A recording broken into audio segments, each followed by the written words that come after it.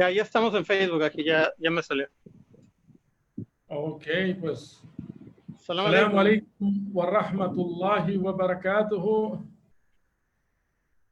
Muchas gracias a todos los hermanos que estén conectados por ahí. Yo no los puedo ver, pero inshallah sí hay varios. MashaAllah. Pues se corta un poquito aquí, pero ahí estás aquí, inshallah. A lo mejor se Sí, empieza a cortar un te... poquito porque la verdad que la línea aquí no es tan buena. Pero vamos a hacer el intento. Inshallah. A ver, Ahmed, vamos inshallah a hablar de Benjamin Rush, que parece es una figura que no vemos mucho cuando hablamos de las figuras de los fundadores de Estados Unidos. Es una de estas figuras no muy conocidas, pero parece que juega un rol muy importante. Sí.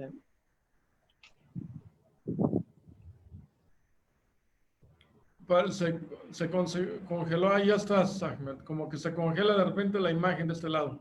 Sí, también de así, pero por lo menos lo que has dicho parece que no se ha perdido nada. Es interesante de lo que he leído aquí que realmente Benjamin Rush fue una figura, porque hablamos del libro El sentido común, Common Sense, y parece que uno de los participantes, o cuando menos uno que lo corrigió y que estuvo ahí presente y que le puso el título y tuvo opiniones en ese texto, fue Benjamin Rush.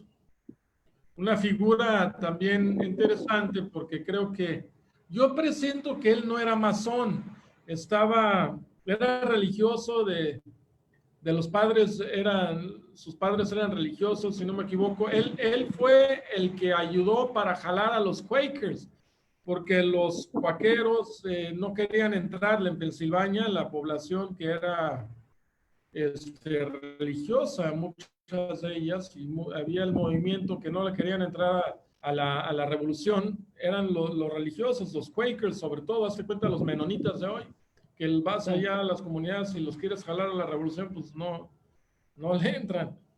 Y fue Benjamin Rush el que, porque los entendía, porque él era presbiteriano por convicción, pero parece que muchos de sus familiares eran Quakers y recibió una educación Quaker hasta donde tengo entendido.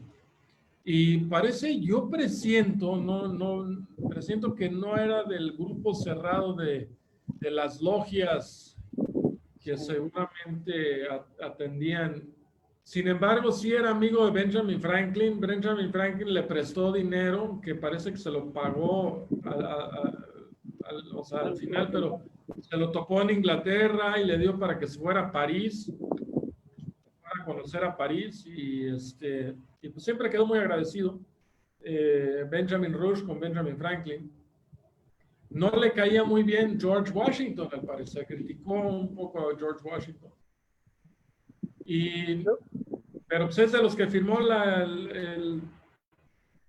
Declaración de Independencia, y está entre esos 50 y tantos signatarios que no son conocidos, ¿no? Pero sí jugó un rol muy interesante. Es que yo pienso, Aji, que precisamente lo que comentas es lo que nos puede dar la respuesta por qué no es tan conocido. Porque si nos ponemos a analizar lo que fue su influencia tanto dentro del movimiento, como parece ser también como para formar parte de los enlaces entre los grupos que había entre los firmantes al final de la independencia, porque no fue tan fácil, hubo un jaloneo de qué poner, de qué no poner, quién iba a participar.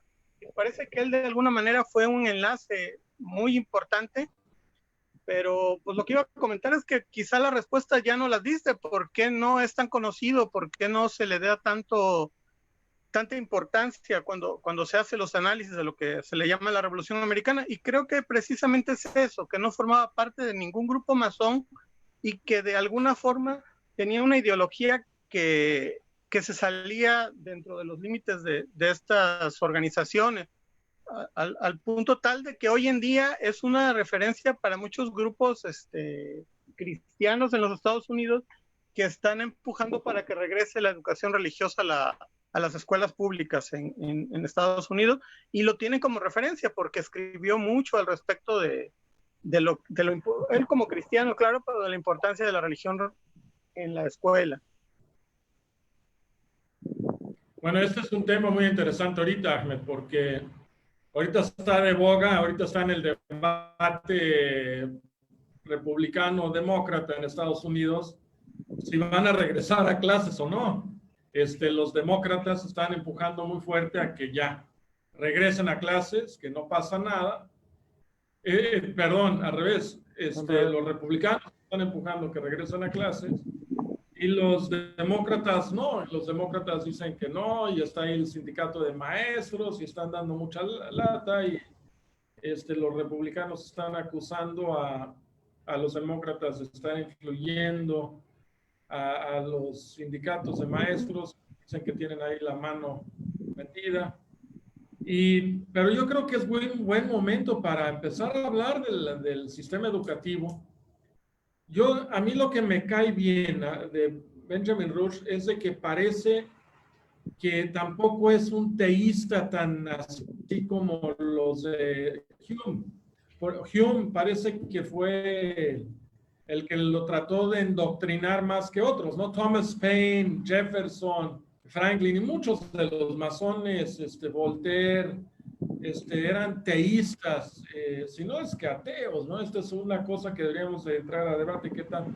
Para nosotros los musulmanes, pues para nosotros no es de que sean ateos, pero es kufur. O sea, no basta con creer que hay una deidad marciana o lo que sea, sino o una inteligencia que le dio origen a las cosas, sino es creer en el Dios de los profetas, en el Dios de Abraham. Y yo ahí abogo, como abogó al parecer Benjamin Rush, de que la educación no sea tan laica, ¿no? O sea, definitivamente Rush se veía muy claro, y él entendía que la educación pública iba a crear buenos civiles, ¿no? Y esta es la cuestión. ¿Qué tanto el aparato gubernamental necesitó de la educación pública para el proyecto laico ilustre, ¿no? De la ilustración para acá, para lograrlo? Yo creo que fue fundamental en un principio. Y pues en un principio, sobre todo en el siglo XIX, pues iba endoctrinado de una forma muy fuerte, ¿no? Ya empezaron a meter cuestiones darwinianas, ya muy crítica a la religión, prohibitivamente hablar de la religión. En Estados Unidos no tanto, pero en otros países como Francia sí. Y bueno, en México también. En México sí hubo esta situación muy laica, un país que agarró como que a pesar de que somos vecinos de Estados Unidos, y esta relación México-Estados Unidos siempre ha estado, ¿no? Es una relación, es que México realmente es un de los primeros países, ¿no? Junto con Estados Unidos, porque lo que los diferenciaba era el conflicto entre Inglaterra y España. Y de alguna forma también lo religioso, ¿no? Entre los católicos y los protestantes. Pero había católicos en Estados Unidos.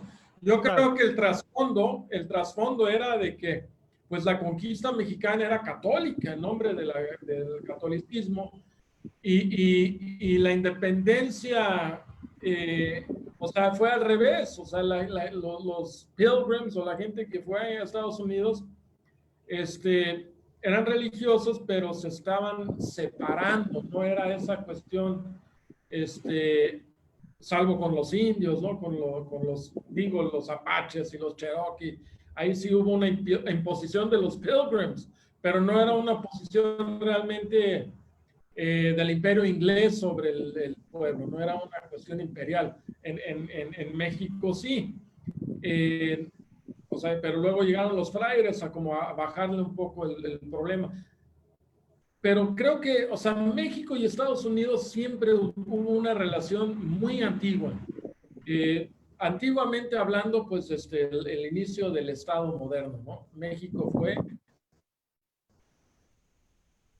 Sí, pues, el de los primeros, ¿no?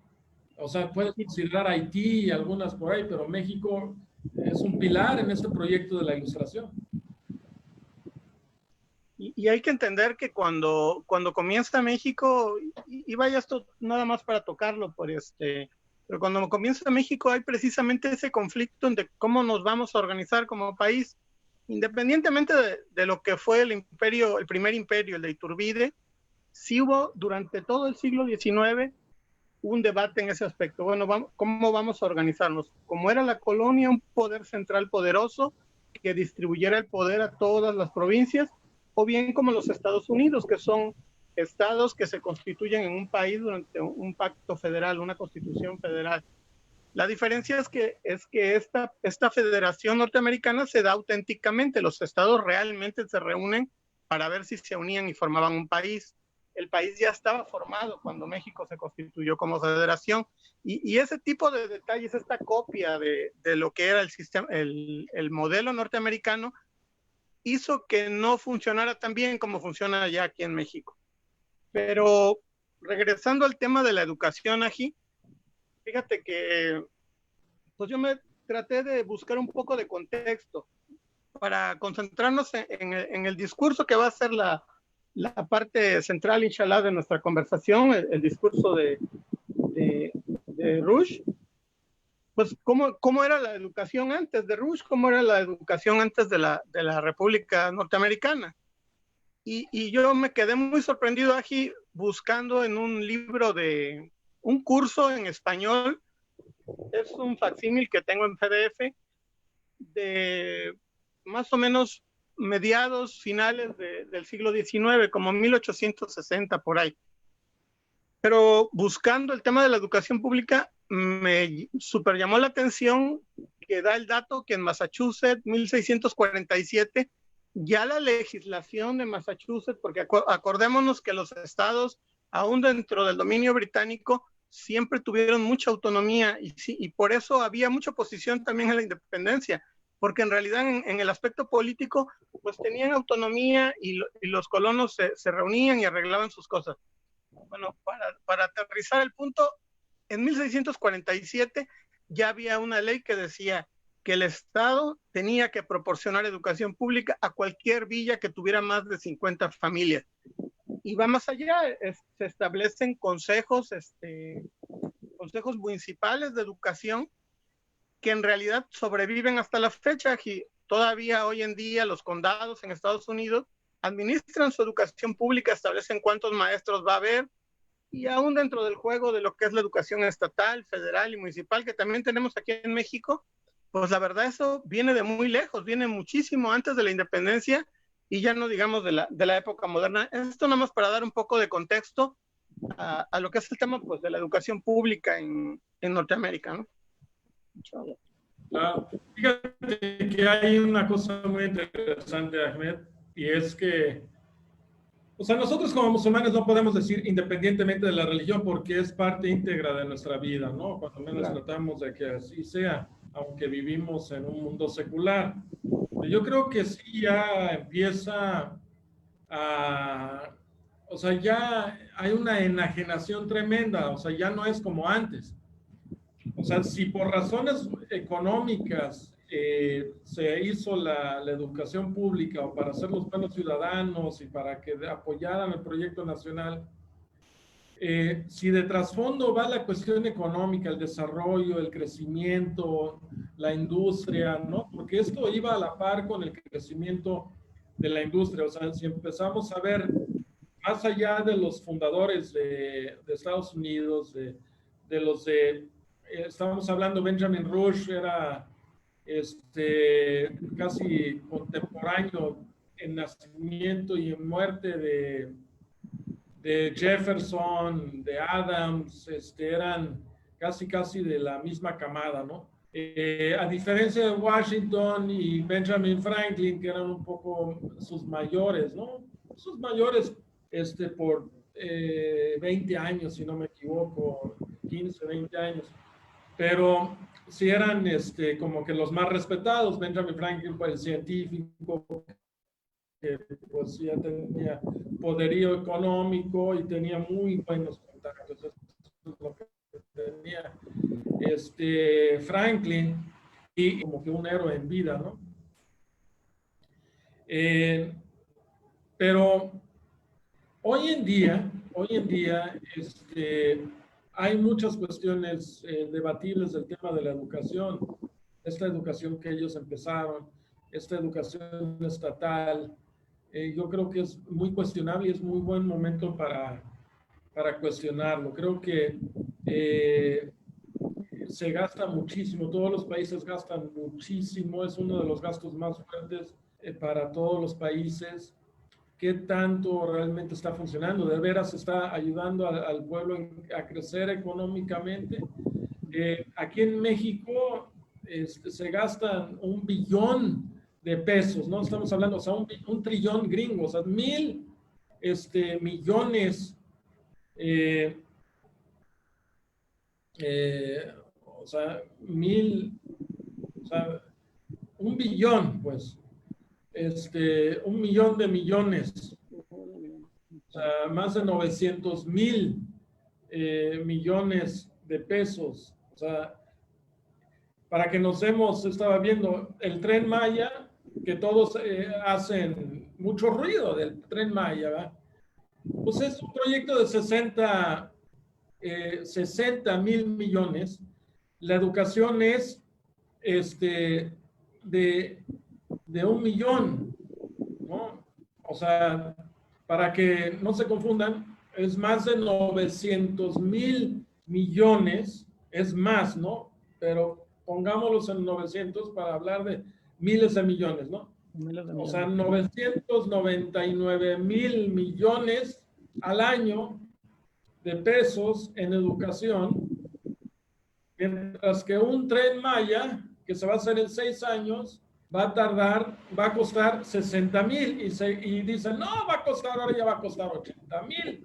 Pero un año de educación vale casi 20 veces más, o sea, podríamos hacer 20 trenes mayas al año. Ahora uno, no, pero primero, ¿cómo va la educación? Mira, es de las cosas del ser humano. El ser humano por inercia se educa y cuando lo hace por su propia voluntad y busca las formas, lo hace. Yo creo mucho que la comunidad religiosa, yo prefiero, y este es el debate de Rush, por eso me llamó la atención. Rush decía, yo prefiero, y decía, aunque sean mahometanos los que enseñen, pero él prefería que se enseñara religión en las clases.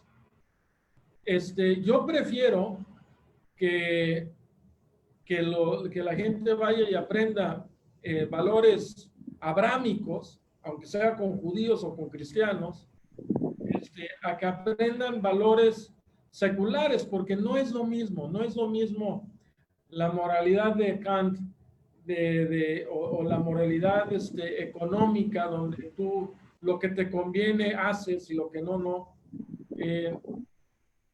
Yo creo que conviene más creer una vida que viene, tener algo de temor a Dios, y esto le ayuda a la comunidad, ¿no? Y creo que le han quitado a la religión su rol. O sea, ya tenemos que quitarnos un poco de ese proyecto que tanto alababan a Benito Juárez, este proyecto de quitarle a la religión toda la potestad, que ya no fue en tiempos de Benito, pero ya fue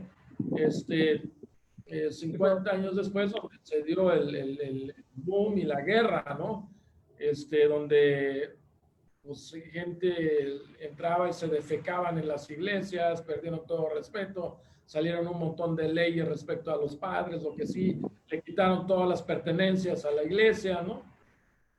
O sea, aquí en México hay un antirreligiosismo que creo que desde Fox, aunque odio decirlo, ya se estaba dando con Salinas de Gortari también, que recibió al Papa y demás.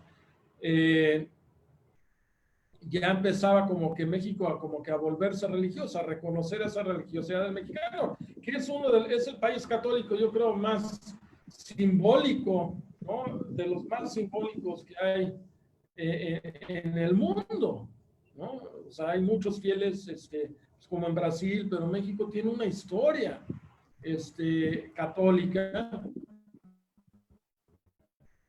y toda América Latina que se ha puesto en Paraguay y en otros países que yo he visto, al contrario, como que se ha conservado eso, y pienso que hay buenos valores, ¿no? En otros países donde destaca un poco más la religión. Yo prefiero tratar con gente de principios cristianos que con gente de principios materiales seculares, porque no sabes de dónde, o sea, es pura razón y según ellos iluminados por la razón, pero ya no, ya es irracional a lo que voy. Hoy en día el secularismo, el laicismo se ha vuelto irracional y vamos sin rumbo y vamos aceleradamente sin rumbo, ¿no? Porque estamos súper enajenados, este sistema nos ha vuelto muy enajenados. No nos damos cuenta. Ahorita, alhamdulillah, aquí atrás tenemos un mar. Yo trato de visitar aquí esta bahía que es muy tranquila. Muy hermoso. Y el mar ahorita está clarísimo, por alhamdulillah, que 3 meses que lo dejaron descansar, está súper claro. No he visto el mar aquí. O sea, generalmente este es como que el lugar más tranquilo de esta área del Pacífico y está muy tranquilo siempre, pero ahorita se nota el distanciamiento. Yo creo que el globo terráqueo está agradecido que hay distanciamiento del humano hacia la madre naturaleza, ¿no?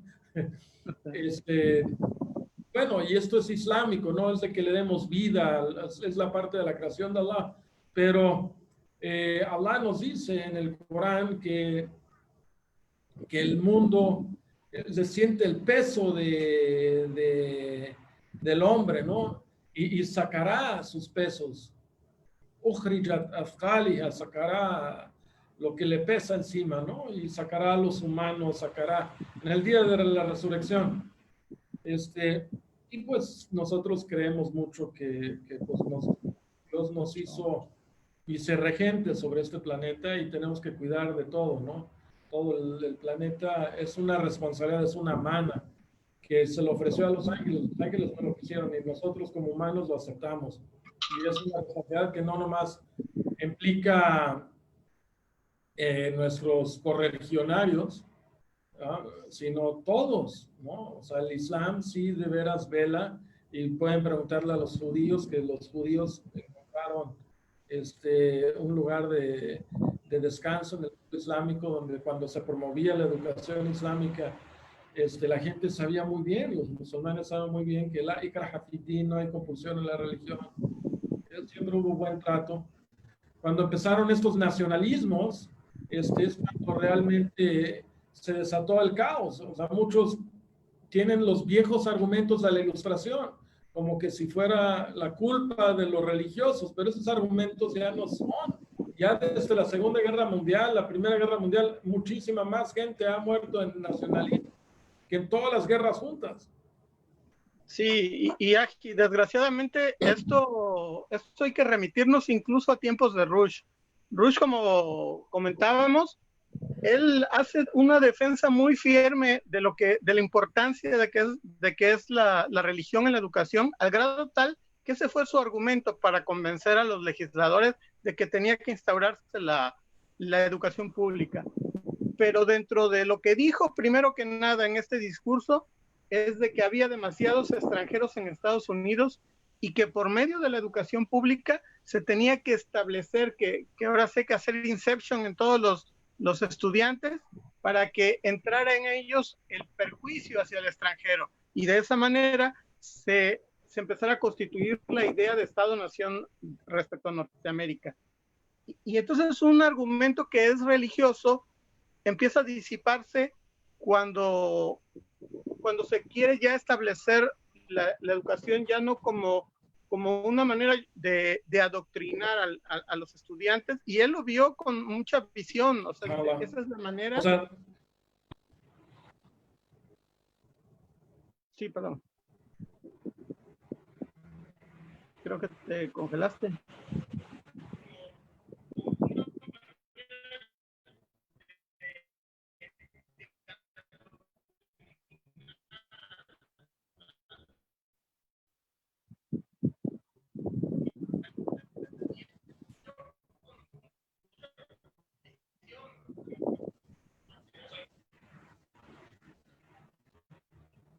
ahí sí. Sí, yo ando, se congela de repente, nosotros vemos congelado, pero creo que sigue la línea. Yo sí te perdí en lo que dijiste, aquí no sé si nada más yo o en todo Facebook, pero sí se perdió toda la idea de lo que dijiste. Ahí estás. ¿Qué entra y sale? Sí. Seguimos. Seguimos.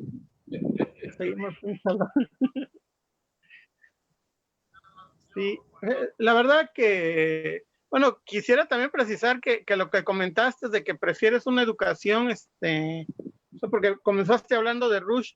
Rush no se limitó a a la herencia abrámica de los musulmanes, que él le llama la gente de Mahomet y los judíos. Él incluso nos mete en el mismo paquete a Confucio y a Mohammed sallallahu alaihi wasallam. O sea, él lo mete en el mismo paquete. A ese grado tal para él era importante que hubiera una guía religiosa o espiritual, por lo menos, en la educación de los jóvenes norteamericanos. Y yo creo que eso es importante, aunque no estaría tan de acuerdo con el shirk y muchos nosotros ahí, pues muchos musulmanes no estarían de acuerdo, pero a como está funcionando ahorita, Ahmed, o sea, yo no creo que este modelo, por más tolerante, ha dado mucha tolerancia a través de la historia, o sea, no es que la tolerancia solo se da porque Locke escribió sobre él y porque los ilustres supieron discutir el tema y porque se promueve la ilustración y se promueve la tolerancia. La tolerancia es un fundamento del Islam, también en el cristianismo. En el cristianismo pues, destaca que amar al prójimo sobre todas las cosas, pues yo prefiero decirle a un cristiano, oye, pues no, aguántame, pues no te dijo Jesús que amaras al prójimo, ¿no? O sea, hay como que pudiera haber más comunicación en ese sentido. Un argumento, pues, sí. Con la educación.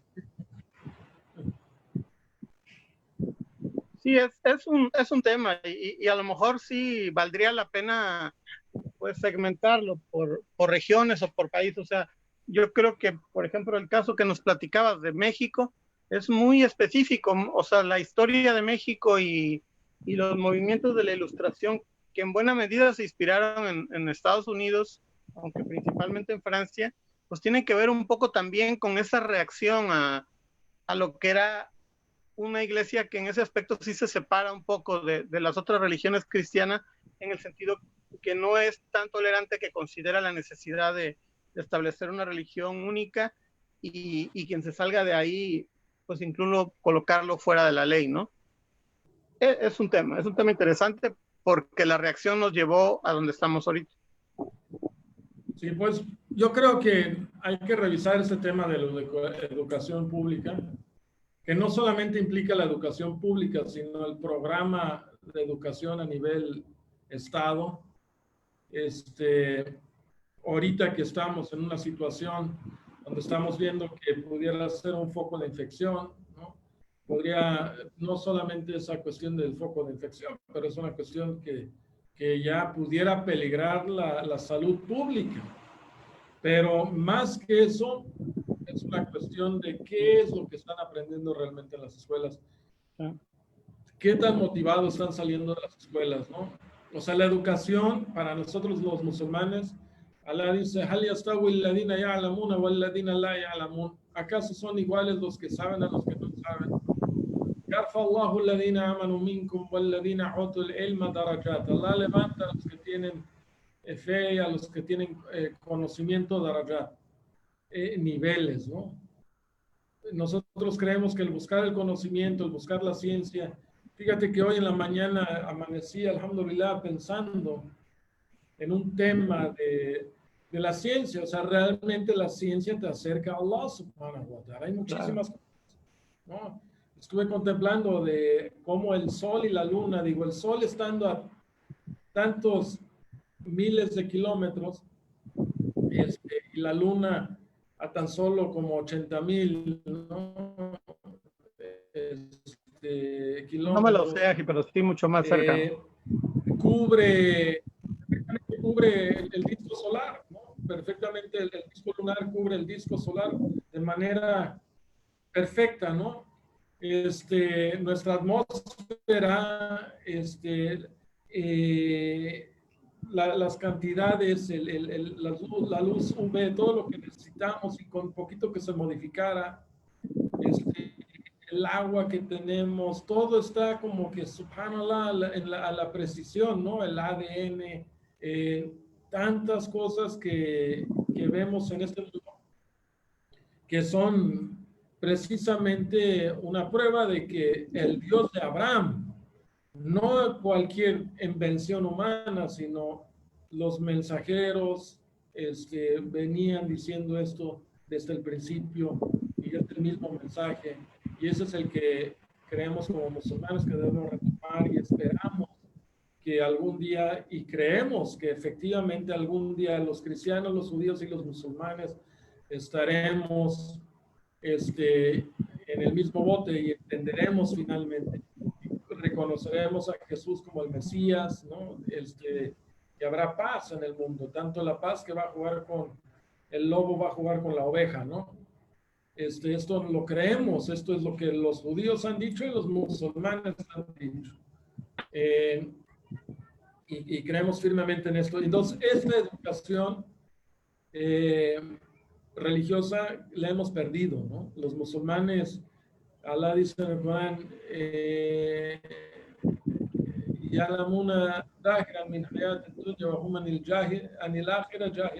conoce las cosas de este mundo, pero sobre el más allá no saben nada, ¿no? Y Allah nos ha enseñado mucho sobre el más allá. O sea, hay que tener esperanza en el más allá, ¿no? Ahorita en esta pandemia nos damos cuenta que la vida pues es muy corta y restringida, ¿no? Sí estamos restringidos realmente. No, la gente hace, he escuchado a gente de 65, 70 años haciendo grandes planes, aunque oye, pues, ¿acaso no te das cuenta que pues, te vas a petatear, ¿no? O sea, ¿qué tanto? O sea, nos vamos a morir, ¿no? Si empezamos a ver cuánto tiempo dormimos, cuánto tiempo comemos, cuánto tiempo vamos al baño, cuánto tiempo estamos, realmente el tiempo aprovechable, ¿no? Y se va cuando, sobre todo, si hay algo que Marx tenía razón en, que forma industrial de material de vida que lo hemos crecido, ¿no? O sea, se ha salido desproporcionalmente de contexto, es la enajenación, ¿no? O sea, sí estamos bien enajenados, ¿no? Estamos desconectados en muchos aspectos, ¿no? De nuestros sentimientos, de nuestra conexión con Allah subhanahu wa ta'ala, todo, necesitamos recorrer y regresar, recurrir a Allah subhanahu wa ta'ala y regresar, inshallah. Y yo creo que un buen cambio para borrón y cuenta nueva es en las escuelas. O sea, no pasa nada, un crecimiento orgánico, o sea, cerrar las escuelas, usarlas, o sea, reabrirlas, pero con un contexto de crecimiento. Si no va a ser espiritual, pues que sea económico, pero que realmente sea un crecimiento. No nomás asegurarte que sepan leer y escribir. Bueno, ¿cuánto puedes tardar? O sea, pasan 15 años estudiando, se pierden. O sea, muchas de estas personas ya eran intelectuales a sus 12 años. Escribían libros a sus 18, 20 años. ¿no? Ahora eso se espera, no se espera nada de un egresado de la preparatoria, ¿no? Y tenemos esta meritocracia escolar donde, espérate, aquí me acuerdo una vez que me entrevisté con Benjamín Preciado, que era el director del Colegio de México, y pues estábamos tratando, cuando trabajaba en la Embajada de Saudi Arabia, tratando de vincular, ellos querían una donación de la Embajada de Saudi Arabia que eventualmente se la dieron para tener un asiento, era un rol medio, pues nominalmente le daban así un lugar y decía, bueno, y pues ¿quién puede venir a dar conferencias o algo, no? O sea, bueno, sí, pero tienen que ser puros doctores, que tengan doctorado o postdoctorado, ¿no? Y yo dije, no, pues o sea, y yo le decía, no, pues yo te puedo traer a Ulema, pero pues a muchos les vale gorro el sistema Grado, ¿no? escolar, ¿no? Llevan toda su vida estudiando, ¿no? Y saben que si saben, ¿no? O sea, dejan a los otros en pañales, ¿no? O sea, de los que se supone que se especializan en un tema, pues no. Ya imagino un Estamos debate en un hablando ulema de de esto. ulema multifacéticos, desarrollados en todas las ciencias islámicas por haber, ¿no? Y te pueden, o sea,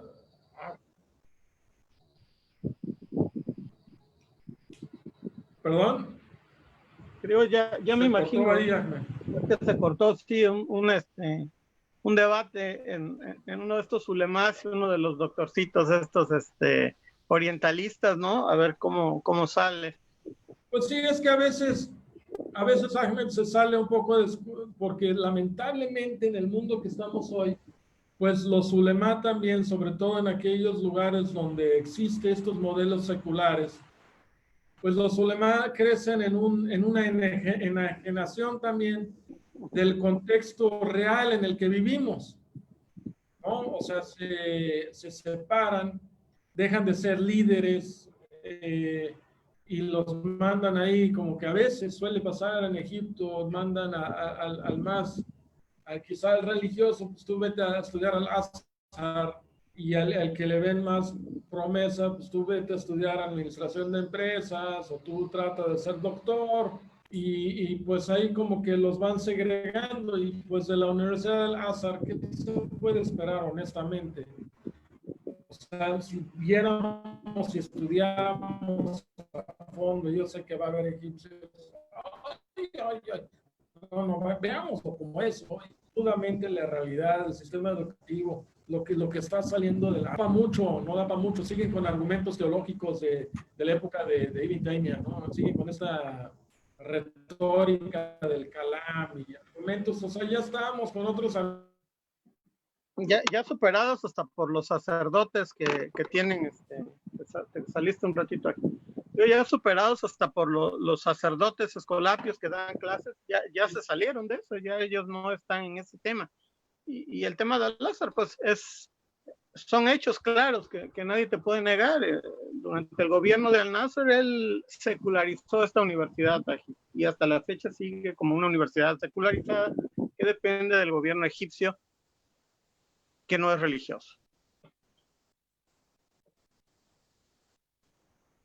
Y así están todas, lamentablemente, pues todos se siguen una currícula, ¿no? Lamentablemente, hasta la Universidad de Medina, que era muy escolar, de cierta forma, en la época de Sheikh Albani, de Sheikh Bin Baz, pero esa currícula también se metió en asuntos religiosos y les ha metido cuestiones nacionalistas de Saudi Arabia, tienen que estudiar la historia de Saudi Arabia, cosas así.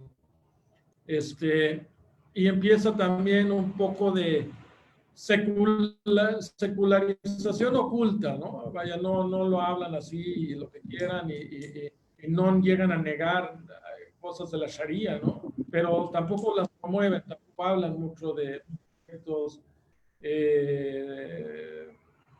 sociales del Islam, ¿no? Más completos, más holísticos del Islam, como que no se meten, les dan una embarradita.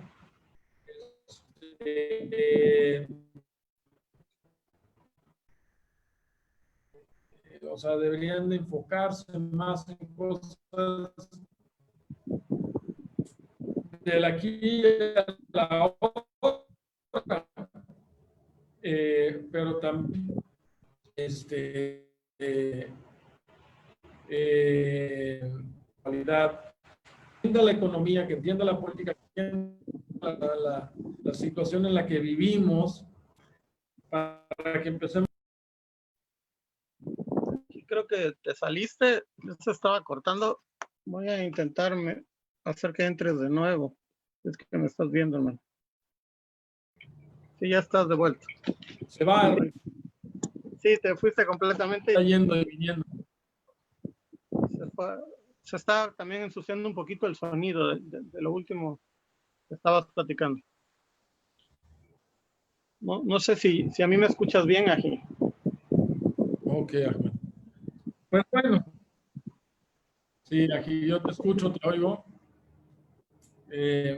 No sé cuánto tiempo llevemos, pero pues yo creo que podríamos ir viendo estos temas. O sea, no hay que dejar esto, vamos a seguir viendo y analizando para saber dónde estamos, ¿no? En el contexto histórico.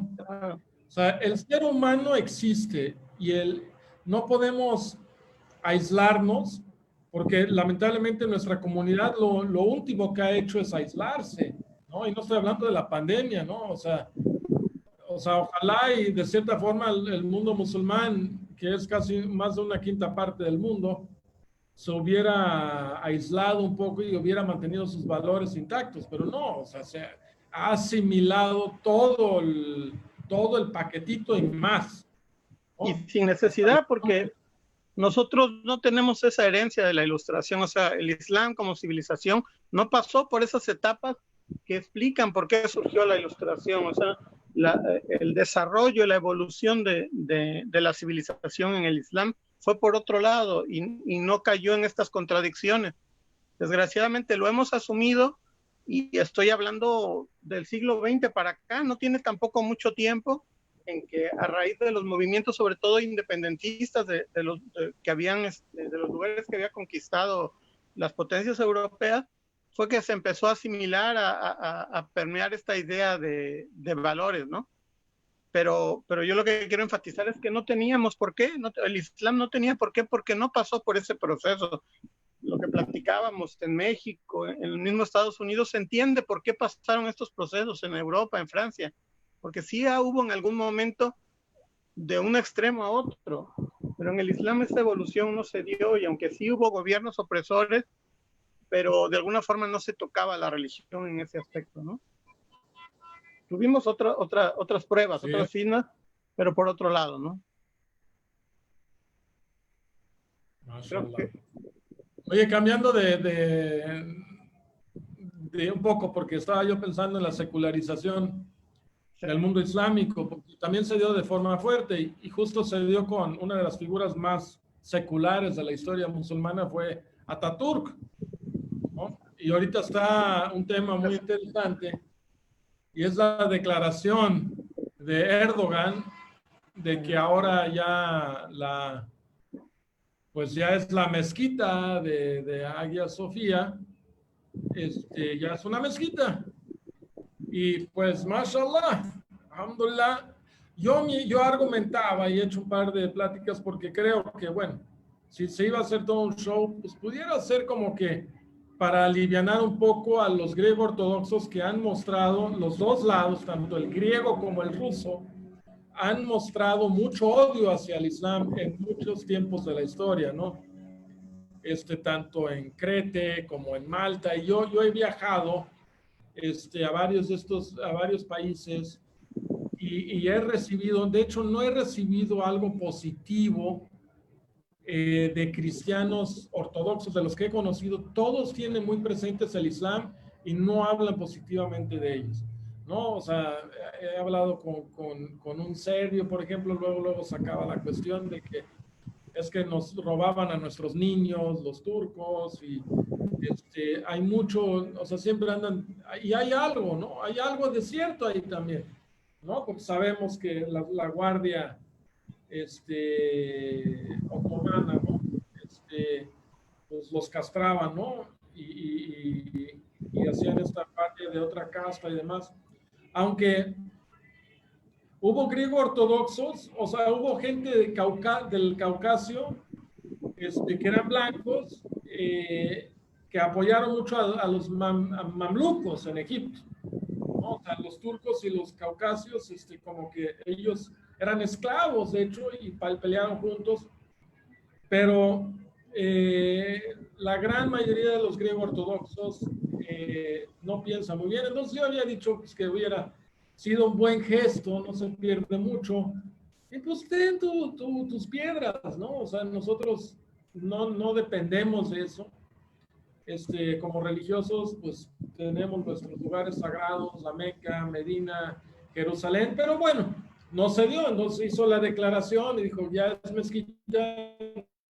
Entonces, esto implica, yo decía, bueno, independientemente del contrato y él se toma la defensa del rol de Mehmed, ¿no? De que esto era algo que quería Mehmed y yo lo voy a regresar. Pero a ver, esto está muy interesante porque pudiese y deberíamos de retomar y empujar esta idea como musulmanes. Bueno, si ya te estamos tomando un rol de Mehmed, pues oye, pues ahí está Palestina, ahí están muchas cuestiones del mundo islámico de los cuales Mehmed, bueno, Mehmed todavía no, pero sus descendientes se encargaron, ¿no? Y eran representantes a la defensa, cuando menos, del Islam. Y la gente los metía con los musulmanes porque estaban los otomanos, que era algo que era lo más básico de todos los líderes islámicos, del califato islámico, es cuando menos la defensa, ¿no? O sea, para que la gente no se metiera con nosotros. Pero ahora somos más de 50 naciones débiles en general y se meten y si hay relaciones que son comerciales, pero en términos que puede ser cierta explotación o imposición cultural, ¿no? Se ve en muchos países. No lo vemos, pero, o sea, ¿qué marcas has visto tú en las tiendas, ¿no? O sea, tú te metes a cualquier tienda alrededor del mundo, a cualquier centro comercial, son puras marcas occidentales, ¿no? Adidas, Puma, Nike, aunque las hagan en China, pero y ahí va, y va con los anuncios, va con con el eslogan, va con todo este mercado y del mundo musulmán, que son tantos miles de millones, ¿dónde están, no? Los productos. Sí. Y yo digo que, regresando un poco a la educación, se pudieran hacer muchísimas cosas con programas, gastando menos en esto de la educación y enfocándolo más tanto al levantamiento moral, espiritual de la gente, ¿no? Y sobre todo el económico también poder hacer y hacer infraestructuras y cosas. O sea, yo no estoy tan peleado con la idea de que hayan paraestatales, pero que no sean paraestatales, que sean para mexicanos. Claro. Antes de que se me vaya, perdón que te interrumpa, yo sí quería retomar algo del discurso de Erdogan, porque no he visto que se comente mucho, pero en una parte él hace una línea referente a la toma de Constantinopla y su transformación en Estambul, pero él hace una línea desde la batalla de Badr hasta Galípoli, en que de alguna manera yo entiendo que se está asumiendo como un líder, del Islam a nivel global, o esa es la interpretación que yo le doy, o no encuentro por qué menciona Badr, ¿no? No encuentro por qué menciona Badr, si lo iba a enfocar solo a un aspecto turco. Entonces, pues ahí queda, hay que ver cómo va los acontecimientos y yo creo que hablar sobre este tema, pues no sería bueno que empleáramos más de una conversación aquí porque tiene para mucho, ¿no? Y la verdad es que independientemente de la idea que tengan de lo que se debe hacer, yo creo que si hablamos con gente que son trabajadores de la educación en sus diferentes los psicopedagogos, pedagogos, catedráticos de universidad, maestros de primaria, de bachillerato, pues en general el consenso, los mismos estudiantes, es de que la educación en México y en la mayoría de los países está muy mal aquí y que hay que hacer algo al respecto. Entonces, pues yo creo que sí es un tema para no, pues, buscar. en México y en varios lados del mundo desarrollado, en México millones de personas, millones, creo que eran 5 millones de personas que tienen a sus hijos en escuelas privadas, ¿no? Entonces, ahí también se van a otros cientos de millones de pesos, cientos de miles de millones de pesos en los que salen del bolsillo. O sea, realmente la clase media en México paga contribuciones para que se pague la escuela pública, pero también están pagando ellos su propia escuela, ¿no? Entonces se desvían muchos recursos hacia la educación y pues no veo que la gente esté realmente muy educada, que digamos. O sea, yo veo que les meten el inglés y que les meten and how's your English, Ahmed? Les meten el inglés y que la computación, así como aquel, ¿cómo se llamaba ese? La vestida, ¿no? Y pasa mucho tiempo con las matemáticas. Las matemáticas es un lenguaje, ¿no? O sea, de veras que ahí se va la gente, se van con la finta, ¿no? Y llega el profesor de física y pone una ecuación en el pizarrón y la gente se queda. Son idiomas, o sea, ya no se ve la física como antes. O sea, Einstein les mentaría la Mauser, honestamente. O sea, no se está fomentando la curiosidad científica. ¿Dónde están los científicos? O sea, si eso es lo que quieren, o sea, después de 15 años de educación, pues deberían ser genios, porque es lo que querían científicos, los papás de esta ilustración, querían científicos, querían gente como Benjamin Franklin. Pues ¿dónde están? No las hay. O sea, los grandes se salen del sistema. Sí. O sea, velos, o sea, el famoso, o sea, cualquiera, tú dime, Bill Gates salió, el de Apple, bye bye, ¿no? ¿Cómo se llama el de Apple? El que se murió de cáncer. Sí, se me va su nombre. Steve Jobs. Steve Jobs. Sí, Steve Jobs también se salió. Pues le quita el tiempo a la universidad, le quitaba el tiempo. O sea, no, y sí, o sea, sí existen esos científicos aquí. El problema es que el mismo sistema los calla, los adoctrina, evita que vayan más allá, anula su curiosidad. Y sí están allá, hay gente muy, muy valiosa en las academias aquí, pero escribiendo nada más para un circulito, para ellos mismos, para algunas revistas muy especializadas, y de ahí no sale el conocimiento aquí. O sea, o lo que sale es un goteo que como dices, no hay proporción a lo que se gasta y a lo que se supone que... Nomás están ahí como para meter tantos artículos para que les sigan pagando y bajen los recursos de CONACYT y ahí estén. Exactamente. Pero, o sea, ¿qué están produciendo? ¿No? O sea, ¿dónde están? O sea, yo me he rodeado en muchos casos, o sea, cuando quiero arrancar algún proyecto, por ejemplo, con el Stevia, o no sé si tú estás... O sea, veo a los ingenieros y llegan los expertos de ENIFAP, por ejemplo, pero pues como que, ¿dónde están los proyectos, no? Dice, es que no hay, nos pagan la nómina, pero no pagan la investigación, no hay para ir a hacer, aunque se llaman campos experimentales, le digo, pues ¿dónde están los experimentos, cabrón? No hay, porque no hay billetes.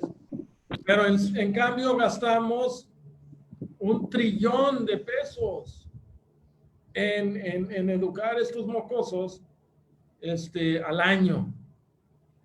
¿Y dónde están los grandes genios, no? O sea, hay empleados y lo que quieren ya, o sea, la prepa, cuando menos que sepa leer y escribir, te dan un empleo. Estos empleos se pueden generar empresas para que sean empresarios, parte de un proyecto. En cada poblado pudiera haber grandes proyectos pensando a largo plazo. Yo no veo mucho la educación, no me convence, se gasta un montón de lana y se podrían hacer paraestatales porque me preocupan los políticos, porque terminan como Stalin. Pero sí para mexicanos, empresas donde, o sea, tú llegas, por ejemplo, a un pueblo, por Ahuehuetzingo,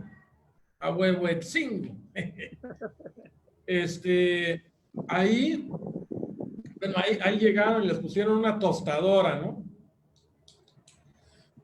Una tostadora porque era un pueblo cacahuatero. El grande problema de ahí son los arreglos que tienen, ¿no? O sea, compraban el cacahuate americano y ya no les conviene a ellos, ¿no? Llega el coyote a sacarles la lana. O sea, hay tantas cosas, Ahmed, que se podrían realmente cambiar, ¿no? O sea, hay que quitarle un poco de ese mercado a Walmart, ¿no? O sea, Walmart se lleva una gran parte de todo. Y siempre, pues, como está el sistema, pues es que puedan ellos comprar más y más barato para vender ellos. O sea, todos ellos quieren sacar. O sea, en ese sentido, entiendo la crítica hacia el capitalismo, porque hay cosas donde debe de haber cierto control, ¿no? O sea, en ese sentido, sí, el Estado o la gente debe de tener cierto control, como en los tiempos del profeta sallallahu alaihi wasallam se estableció, ¿no? No debe de, o sea, el mercado, cualquier persona debería de tener acceso al mercado, ¿no? Si tú quieres vender legumbres, pues llegas y vendes en el mercado público tus legumbres. O sea, no solamente Walmart va a vender tus legumbres, pues ¿quién es Walmart? Y aparte, algo que yo veo muy mal en el sistema de la actualidad es la persona moral. O sea, esa personalidad moral que se vuelve una corporación, que ya ni siquiera es un individuo, ya ni siquiera es una familia detrás de esa, sino es una corporación que el día de mañana dicen Chapter 11 y ya se tronó y bye bye. ¿Y qué pasó? ¿Dónde están? No. O sea, son ideas quizá un poco radicales para como estamos ahorita, pero como vamos, va mal. No puedes seguir así.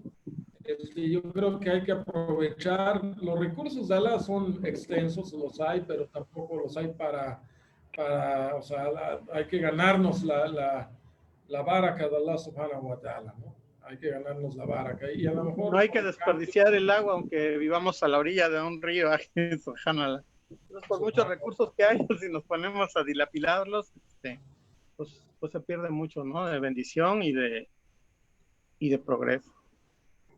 Sí, pues que Allah nos guíe. Y pues me decía un hermano, pues es que cómo la van a hacer sin la educación. No, bueno, es que aprendes a leer en 2, 3 meses. O sea, no en 15 años. Ahora, ¿qué vas a leer? Es la cosa. ¿No? Si cuando los mismos maestros no leen, pues ¿cómo van a inculcar la lectura, no? Que eso sería bueno para los que quieren aprender, pues. A eso me refiero, que es un tema que da para mucho más, porque por un lado es muy, o sea, de alguna manera tú sí lo has vivido más de cerca, pues por el lado de tus hijas aquí, pero de alguna forma nosotros no somos expertos en temas de educación, en el aspecto de administración de la educación, digamos, ¿no? Entonces, pues son bienvenidas cualquier idea, cualquier comentario, porque de lo que se trata es de que tú lo has comentado muchas veces, viene un cambio muy radical y ya es hora de que empecemos a hablar qué es lo que queremos para construir después de que venga algo que seguramente va a cambiar todo, ¿no?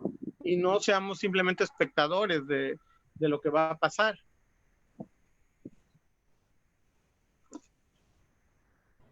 Pues sí. Que Allah nos ayude aquí. Inshallah. Que podamos encontrar soluciones, remedios, cuando menos, a lo mejor por ahí una idea. Algo. ¿No? Pero hay muchos gastos. Luego, la cuestión de seguridad, la cuestión de salud, también son gastos fuertes y creo que promueve la economía. Pues sí, el capitalista es el que se aprovecha muchas veces y pues está bien, pero necesitamos nuevos capitalistas, o sea, de veras, porque no se trata de robar la hacienda de otro cuando no sabes echar a andar esa hacienda, porque ya no es cuestión de sembrar milpa, de sembrar maíz, sino ya es toda una cuestión industrial, hay muchos aspectos y ya va más allá Aún de lo básico, de las darle valor cosas más agregado, ¿no? sencillas, ¿no? O sea, hay muchas cuestiones, va a darle valor agregado, hay muchas cosas que se pueden hacer aquí, muchísimas cosas. Y México tiene mucho potencial, muchísimo potencial, yo creo, para crecer. Y la gente se encontraría más entusiasmo creciendo la economía del pueblo y viendo el progreso real con algo central en el poblado, ¿no? Algo que se viera, algo, no sé, una chocolatera en vez de que nomás, o sea, ya como ya se privatizó todo, pero por ejemplo, no sé, Jarritos de México, o sea, que ahí está Jarritos y le está yendo bien. Es una empresas donde, y la gente que aprenda ahí, y otras empresas, y así puede ir creciendo. Yo creo mucho en la iniciativa privada. Debería de haber también, así como un Silicon Valley en México, ¿no? O sea, que los hay, pero donde se promueve mucho la iniciativa. Muchas cosas se pueden hacer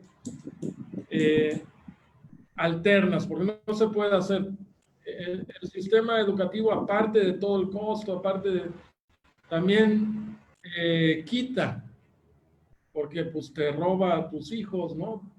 7 horas al día.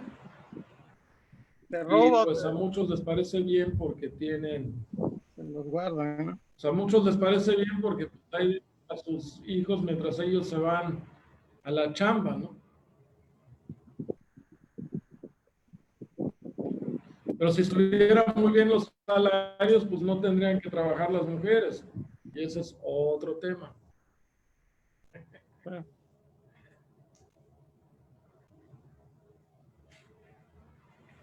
Pues bueno, aquí, Alá nos ayude.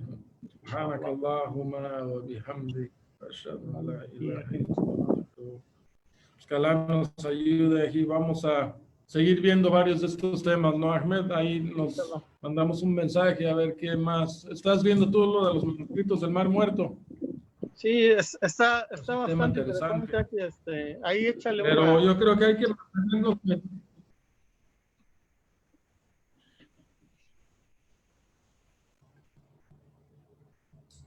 Ese es un tema también aparte, ¿no? Eso es como para los martes. Pero el miércoles vamos a dejarlo para esta cuestión de la ilustración, porque esto no termina. Este modelo laico, tenemos que irlo viendo en sus partes, irlo desmenuzando y viendo parte por parte y por qué estamos como estamos hoy. Y pues a lo mejor entendiendo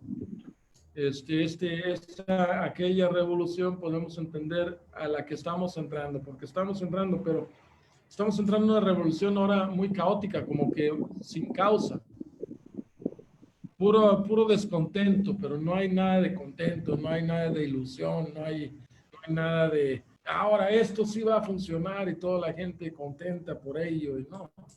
Estaban un poco contentos algo con el proyecto de López Obrador, pero yo todavía no veo dónde está el proyecto en sí, no veo hacia dónde va.